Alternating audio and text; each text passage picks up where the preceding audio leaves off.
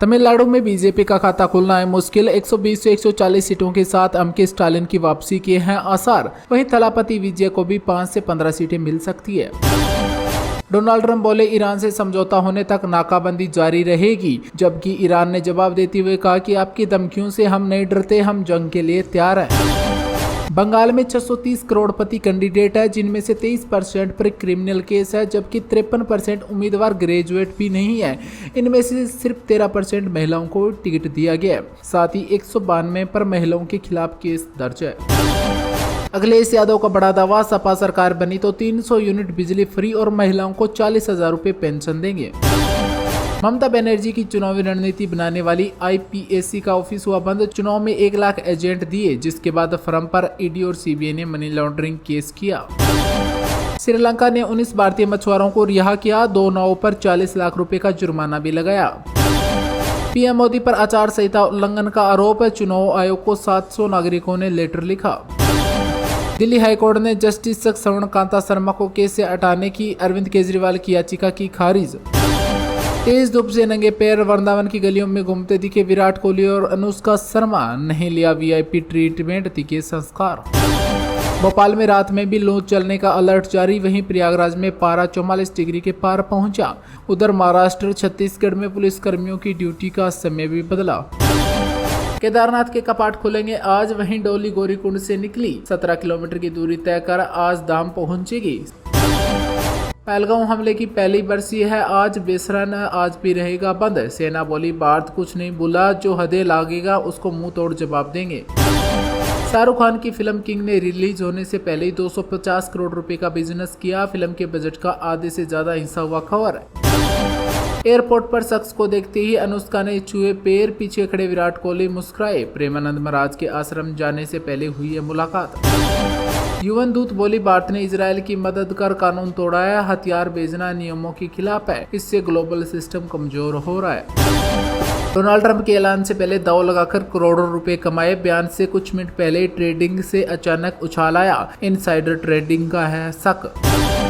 अमेरिकी संसद ने यौन शोषण मामले में शिकायत की अपील की। 2 नेताओं के इस्तीफे के बाद कदम उठाया। तमिलनाडु में 1200 करोड़ केस प्लस गोल्ड और फ्रीबीज किए गए जब्त। सोना 59 रुपये बढ़कर आज 1,52,000 रुपये पर पहुंचा तो चांदी 612 रुपये सस्ती होकर 2,50,000 रुपये पर आई। इस साल अब तक 19,000 रुपये महंगा हो चुका है सोना।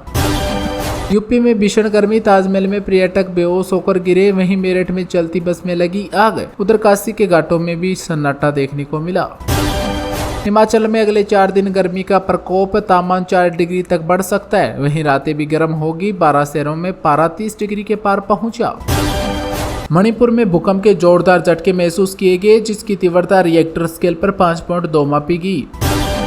देश के मैदानी इलाकों में तेज गर्मी जारी। राजस्थान, मध्य प्रदेश, महाराष्ट्र, छत्तीसगढ़, उत्तर प्रदेश, पंजाब, हरियाणा, चंडीगढ़, उड़ीसा और दिल्ली में कई जगह पारा 44 डिग्री के पार पहुंचा। आदि आबादी के हक की लड़ाई में सड़क पर उतरे सीएम योगी आदित्यनाथ। लखनऊ में जन आक्रोश महिला पदयात्रा शुरू की। भारत और कोरिया गणराज्य का जहाज निर्माण है। जहाजरानी और समुद्री लॉजिस्टिक्स में साझेदारी के लिए व्यापक ढांचा हुआ तैयार। नेपाल में फिर बवाल। बालन 6 सरकार के खिलाफ प्रदर्शन शुरू। 100 रुपए वाले नियम से भड़के लोग।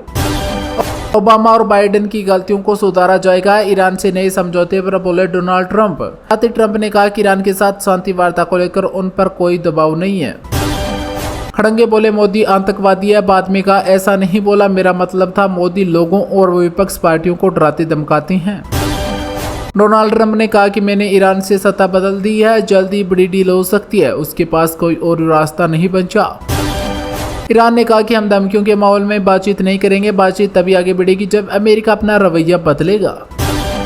अरविंद केजरीवाल, मनीष सिसोदिया और संजय सिंह के खिलाफ कोर्ट की अवमानना की कार्रवाई की मांग है। पीएल हुआ दाखिल। होर्मुज बंद होने पर फिर खस्ता हाल की स्थिति में है बांग्लादेश। 5 घंटे लाइनों में लगकर मिल रहा है पेट्रोल और डीजल। ईरानी डेलीगेशन के पाकिस्तान आने पर सस्पेंस। कुछ देर में अमेरिकी उपराष्ट्रपति रवाना होंगे। वहीं ईरान से बातचीत में ट्रंप भी हो सकते हैं शामिल।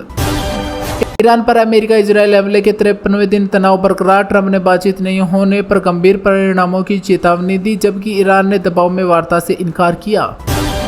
भारत अंडे के उत्पादन में चीन के बाद दूसरे नंबर पर आया। देश में खपत बढ़कर सालाना प्रति व्यक्ति 106 अंडे हो गई है। सुप्रीम कोर्ट ने पूछा, छूने से देवता अपवित्र कैसे होते हैं? सबरीमाला के वकील बोले, भगवान अयप्पा ब्रह्मचारी थे, इसलिए पूजा की प्रथा भी वैसी होनी चाहिए। कन्नौज में तेज गर्मी, स्कूलों का समय बदला गया। कक्षा 8 तक के विद्यालय अब सुबह 7 से दोपहर 12 बजे तक खुलेंगे। टिम कुक के बाद अब जॉन टर्नस संभालेंगे एप्पल की कमान। 15 साल बाद बदल रहे हैं कंपनी के सीईओ। कुक अब एग्जीक्यूटिव चेयरमैन बनेंगे। कभी पीएम मोदी के शरण मांगने वाले पाक नेता, अल्फाज से प्रेरित है धुरंधर में जयमाली का रोल। अमेरिकी कमांडो ने 27 जहाजों को खदेड़ा, कहा वापस मुड़ो वरना ताकत का इस्तेमाल करेंगे। सूत्रों के हवाले से पता चला कि वाशिंगटन और तेहरान के बीच दूसरे दौर की शांति वार्ता आज हो सकती है, जिसके लिए ईरानी और अमेरिकी प्रतिनिधिमंडल लगभग एक ही समय पर इस्लामाबाद पहुंचेंगे।